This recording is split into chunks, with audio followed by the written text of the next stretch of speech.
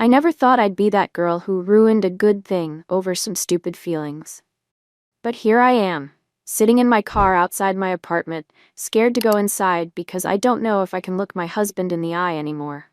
I'm Savannah, 31, from Colorado, and I'm about to tell you how I messed up the most stable relationship I've ever had because I couldn't get my act together. I met Ryan 3 years ago at a friend's housewarming party. He wasn't like the guys I usually went for. No flashy car or designer clothes, just a genuine smile and the kind of quiet confidence that comes from actually having your life together. We got married last year, and honestly, things were good. Not perfect, but good. Ryan's an accountant, which tells you everything you need to know about him. Reliable, practical, and about as exciting as watching paint dry sometimes. Don't get me wrong, he's a great guy, takes care of our bills, remembers my mom's birthday, and never complains when I spend way too much on my skincare routine. But lately, it's like we're just going through the motions. Netflix and takeout on Fridays, grocery shopping on Saturdays, meal prep on Sundays. Rinse and repeat. I kept telling myself this is what growing up looks like, but part of me missed feeling butterflies, you know? Then Blake started at my marketing firm 2 months ago, and everything went sideways. First day, he walks in wearing this perfectly fitted suit, smelling like he just stepped out of a magazine ad, and I swear my heart stopped for a second. It wasn't just that he was hot, although yeah, he definitely was. It was the way he carried himself, like he knew exactly how good he looked, but was too busy being successful to care. At first I told myself I was just being friendly when I offered to help him learn the ropes.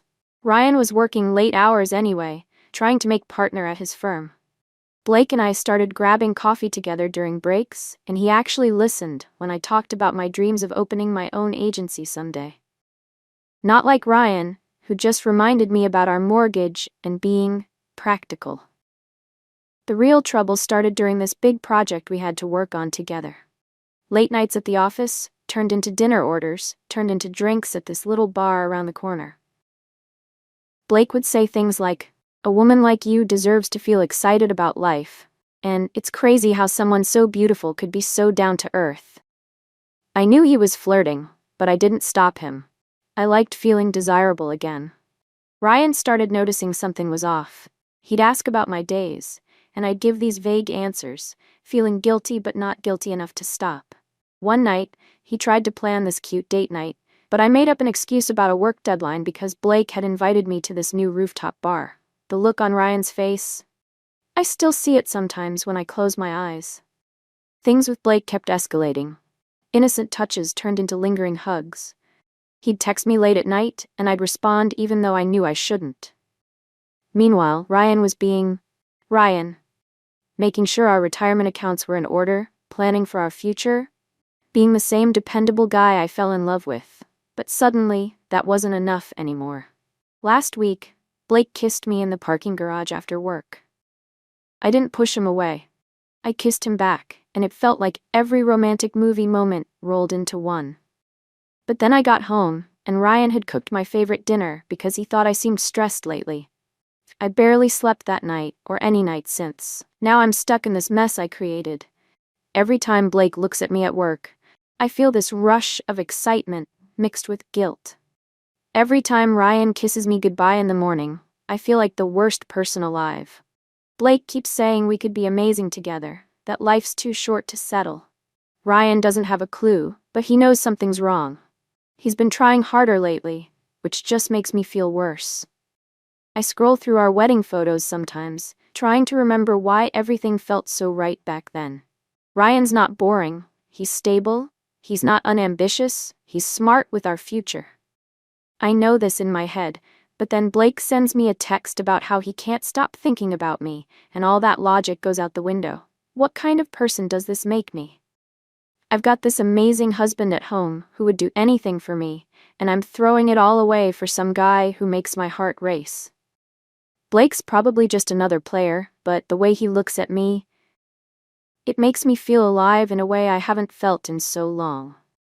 I keep telling myself I'll end it tomorrow, that I'll focus on my marriage, but then tomorrow comes and I'm right back in this same spiral. The worst part? Deep down, I know exactly what I'm doing.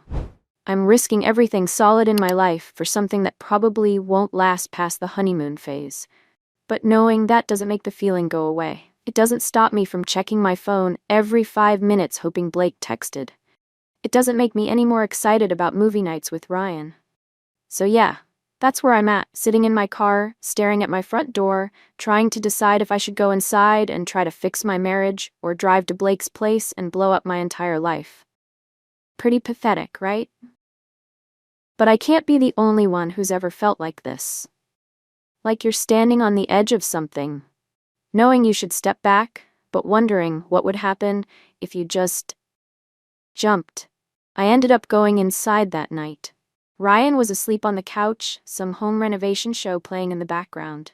He had this little post-it note on the coffee table that said, "Dinner in the microwave. Love you." My stomach felt like it was tied in knots. I couldn't eat, couldn't sleep, couldn't do anything except think about how I was ruining everything. The next morning at work, Blake was waiting by my desk with coffee, just how I like it, with vanilla creamer and way too much sugar. Ryan always forgets the vanilla part. We had this big presentation coming up, which meant more late nights working. Every time Blake's hand brushed mine while we were looking at the same computer screen, I felt like I was in high school again. Stupid, right? Like some teenager with a crush instead of a married woman with a mortgage. That's when things started getting messy. Blake invited me to this marketing conference in Denver. Just a 2-day thing, but obviously overnight. I told Ryan it was women only, some leadership development thing. He was so supportive, even helped me pack. I felt sick watching him fold my clothes, asking if I needed him to drop me at the airport. I told him I'd just Uber. Couldn't handle the guilt of him driving me to meet another man. The conference was real, at least. I didn't lie about that part. But while other people were networking and attending seminars, Blake and I were barely leaving the hotel room. It felt like being in a bubble where real life couldn't touch us. No responsibilities, no guilt, just room service and those little butterflies in my stomach every time he looked at me. But reality hit hard when I got home. Ryan had cleaned the entire house, meal prepped for my week ahead because he knew I'd be tired from the conference. He was excited to hear about everything I'd learned. I made up some stuff about personal branding and leadership strategies, hating myself with every word. That's when Blake started getting pushier. He wanted me to leave Ryan, said we could build an amazing life together. Started talking about this job opportunity in Seattle, said he could get me in too. We could start fresh where nobody knew us. It sounded so tempting. Seattle's marketing scene is huge, and starting over somewhere new, part of me wanted to just pack my bags and go. But then I'd look at Ryan, really look at him. The way his eyes crinkle when he laughs at those stupid dad jokes he loves. How he always makes sure my car has enough gas because I hate stopping at gas stations. The little notes he leaves in my lunch even though we've been together for years. He's not perfect. Sometimes he works too much, gets lost in his spreadsheets, forgets to plan date nights, but he loves me. Really, truly loves me. Last night, things came to a head. Blake texted me after work, said he needed an answer about Seattle, said he was tired of sharing me, tired of sneaking around. Ryan was planning this whole weekend getaway for our anniversary next month. He'd left the confirmation email up on our shared laptop. 15 years of marriage, and he still puts in this effort while I'm throwing it all away. I'm supposed to meet Blake for coffee in an hour to give him my answer. Ryan thinks I'm getting my nails done. Another lie in the endless string of lies I've been telling. I keep staring at my wedding ring, twisting it around my finger. It feels heavier lately, like it knows what I'm doing. The thing is, I know exactly what kind of person Blake is.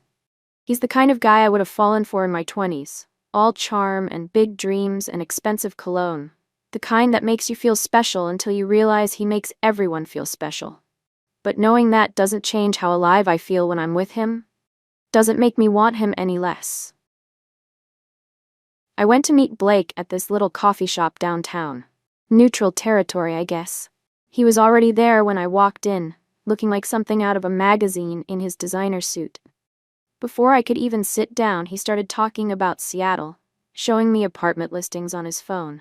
talking about this amazing marketing firm he'd been in touch with. It all sounded perfect. Too perfect. That's when I noticed something off. A notification popped up on his phone, a message from someone named Katie, with a heart emoji. He tried to swipe it away quickly, but I caught it. When I asked him about it, he got all defensive, said it was his sister. But I've seen his sister's contact photo before. This wasn't it. The whole perfect fantasy started crumbling right there.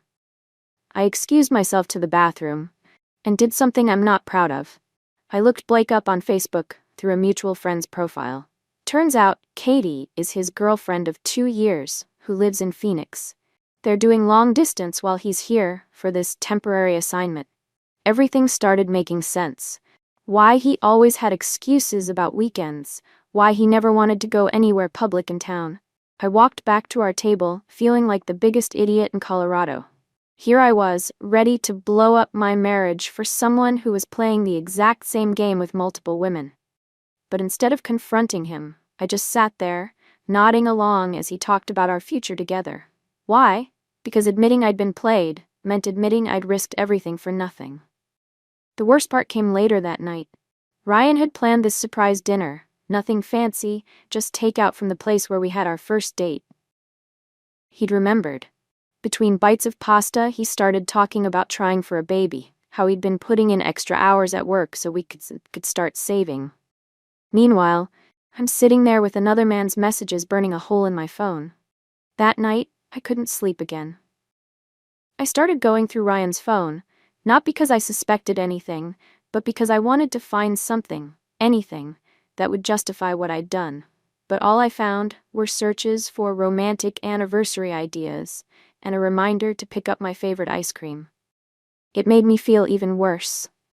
The next day at work was a nightmare. Now that I knew about Katie, I started noticing things. The way Blake flirted with the new intern when he thought I wasn't looking. How he'd mentioned other opportunities to at least 2 other women in different departments. I'd thrown away my stability for someone who collected hearts like trading cards. But here's the really messed up part. Even knowing all this, I still felt something when he'd brush past my desk or send me those late-night texts. It's like my brain and my heart weren't on speaking terms anymore. Ryan was everything I should want, but Blake was everything I couldn't stop wanting. Everything came to a head when Katie decided to surprise Blake with a visit. I walked into the office Monday morning and there she was. Gorgeous, successful looking, wearing an engagement ring I hadn't known existed. Blake looked like he'd seen a ghost. I locked myself in the bathroom and had what felt like the longest panic attack of my life. That's when Sarah from accounting came in. She took one look at me and said, "He did the same thing to me last year." Turns out I wasn't even the first person in our office Blake had played. Sarah told me about 3 other women she knew of, all thinking they were special, all ready to change their lives for him. The worst part? Katie had no idea. I left work early that day, told my boss I had food poisoning. I couldn't handle watching Blake play happy couple with Katie. Couldn't deal with the pitying looks from Sarah and probably half the office by now. I drove around for hours, ending up at this dive bar where Ryan and I had our first date. The bartender even recognized me. Talk about a punch to the gut. That's when everything really started falling apart. I was 3 drinks in when Ryan called. He was worried. My boss had called him when I left early, standard protocol for sudden departures. I told him I was fine, just grabbing drinks with work friends. Another lie. He offered to pick me up, sweet as always. I said no, probably too quickly. But Ryan, being Ryan, showed up anyway, said he traced my phone because he was worried I'd been acting so strange lately. He walked in right as I was deleting messages from Blake. The look on his face, it wasn't even anger, just this deep, crushing disappointment. He sat down next to me, ordered a beer, and asked one question. "How long?" I could have lied again. Could have deleted everything and gaslit him into thinking he was paranoid. But sitting there, looking at the man who'd loved me faithfully for 3 years, I couldn't do it anymore. I told him everything. About Blake, about the conference, about Seattle, about Katie. With each word, I watched him get quieter, his knuckles turning white around his beer bottle. When I finished, he just nodded, pulled out his wallet, paid my tab, and said, "I'll sleep at my brother's tonight. Figure out what you want, Savannah." Then he walked out. No screaming, no scene. Just gone. That's when I realized I'd been so worried about choosing between them, and in the end, I might lose both. The next day at work was brutal. Katie was still there, still playing the happy fiancé. Blake wouldn't even look at me. During lunch, Katie cornered me in the break room, all smiles, asking about my wedding ring, saying how lucky we both were to have found such amazing guys. I barely made it to the bathroom before throwing up. By the end of the day, my personal life wasn't just unraveling, it was completely shredded. Someone, probably Sarah, had told Katie everything. The office exploded with drama. Katie confronted Blake right in the middle of a team meeting. Turns out, I wasn't the only one he was stringing along in the office, and Katie wasn't the only one he was engaged to. I went home to an empty apartment. Ryan hadn't come back, wouldn't answer my calls. I found his wedding ring on the kitchen counter with a note. "I deserved better than this. So did you." That's when it really hit me. I'd blown up my life for someone who saw me as just another conquest, and in the process, I'd lost the one person who actually loved me for me. Blake quit the next day, didn't even clear out his desk, just sent an email to HR and disappeared. Apparently, this wasn't his first time pulling this stunt. He had a pattern of moving from city to city, company to company, leaving a trail of broken hearts and ruined relationships. And I'd fallen for it completely. The next few weeks were a blur of humiliation and regret. Everyone at work knew. The whispers would stop when I walked into a room, but start up again the moment I left. HR called me in for a meeting about professional conduct in the workplace. I ended up taking a week of personal leave just to escape the looks of pity and judgment. Ryan still wouldn't talk to me directly. Everything went through his brother or his lawyer. He'd moved most of his stuff out while I was at work one day. Just left his key and some divorce papers on the kitchen counter. The note attached said he'd take care of all the fees. Typical Ryan, still taking care of things even while leaving me. The worst part wasn't losing Blake. Honestly, that hurt my pride more than my heart. The worst part was going through my phone one night and finding this video from last Christmas. Ryan and I were making cookies, and I'd gotten flour all over both of us. He was laughing, trying to wipe it off my nose, looking at me like I was his whole world. I watched that video probably 100 times, wondering how I could have thrown away something so real for something so fake. I tried everything to get Ryan back. Sent him long emails explaining myself, begged his brother to talk to him, even showed up at his office once. Security had to escort me out. That's when his lawyer called and said if I didn't stop, they'd file for a restraining order. Me, needing a restraining order from the man who used to hold me every night. How messed up is that? Blake, meanwhile, was living his best life in Seattle. Yes, Seattle, where he'd promised to take me. His LinkedIn showed he'd already started at some fancy firm there. New city, new victims, probably. Katie had posted this long, vague Facebook status about trusting your gut and dodging bullets. At least she got out before saying, "I do." Work became unbearable. I'd been passed over for a promotion I'd been promised. They said my recent personal issues made me a liability. My work friends stopped inviting me to lunch. Even Sarah, who'd been through the same thing, kept her distance. Can't blame them, really. Who wants to be associated with the office homewrecker? One night, after too much wine, I drove past our old house. Ryan's car was in the driveway, and there was this other car I didn't recognize. Through the window, I could see him in the kitchen with some woman. They were cooking together, just like we used to. He looked happy. Really happy. I sat in my car and cried for an hour. The thing that kills me, everyone acts like I should have known better, like I should have been smarter, stronger, more loyal. And yeah, maybe they're right. But until you've been there, until you've felt that rush of excitement, that thrill of being wanted in a way you haven't felt in years, you don't know what you'd do. I'm not saying it's right. I know I messed up. I know I hurt the one person who truly loved me. But sometimes I wonder, if Blake hadn't turned out to be such a player, if he'd actually meant all those things he said, would I regret it? If he'd chosen me instead of running away, would I still feel this guilty? Ryan's lawyer says the divorce will be final next month. 3 years of marriage ended in a stack of papers because I couldn't appreciate what I had. Because I had to chase some fantasy that turned out to be nothing but smoke and mirrors. Blake's probably already found his next target, and Ryan's building a new life without me. So here I am, starting over at 31, living in this sad little studio apartment because I can't afford anything better on my own. Scrolling through dating apps but too scared to actually meet anyone. Wondering if every guy I meet is going to be another Blake, or if I'll ever find another Ryan. Not that I deserve one.